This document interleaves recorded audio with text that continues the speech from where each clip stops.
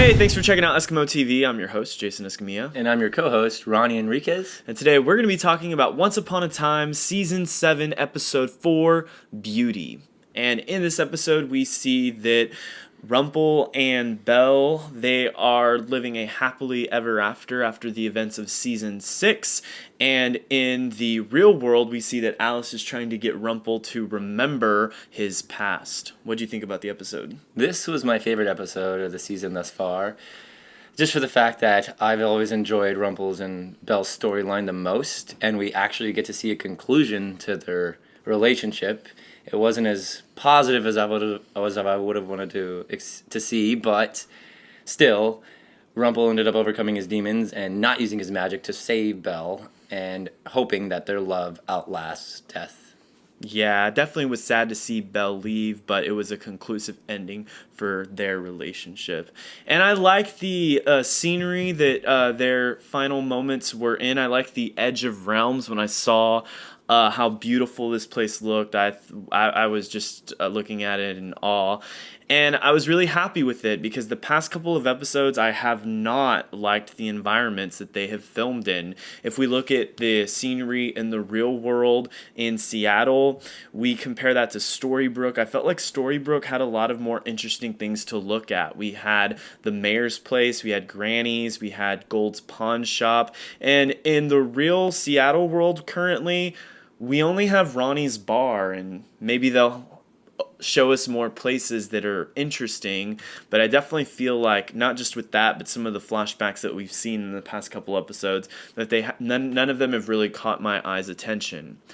This scenery for the Edge of Realms was really stunning. I can tell that they spent a lot of time with just lighting it perfectly and getting the scene to look as good as it did. And it makes sense because we're seeing the end of a really important character, Belle. We're seeing the last moments of her life. And so it's definitely apparent as to why they made it look this good. So after Belle's death, we see that Rumple meets Alice.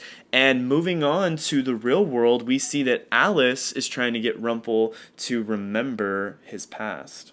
Yeah, and for Alice's character in this season, she definitely adds a sense of spontaneity, a sense of haste, and even a sense of violence. And we see that immediately with the pepper spray in the car from Lady Tremaine. And we also see a lot of the haste whenever she starts eating the food, and it has her pills in there, so she's starting to forget, so she has to rush. So we're kind of speeding through things rather than going at the normal slow pace that the season has gone through. And then towards the end, we see her using a gun for violence. We see blood, so it definitely adds a different element to the season, and I think that's a good thing for the season. Yeah, she's a really crazy character. She's very, like you said, sporadic. And one of the questions that I'm having is, why is she one of the only characters that's not forgetting who she is? We see that everyone else in this town, including even strong characters like Regina, Rumple, have completely forgotten their past. But for whatever reason, Alice has not forgotten who she is, and she's having to take these pills in order to make her forget. No one else has to take pills. Why her? Yes, and maybe it could be tied in to the lady in the previous episode. Yeah, so. The lady at the end, who we still do not know her identity. But definitely thought that Alice's character is good. She's moving the plot forward.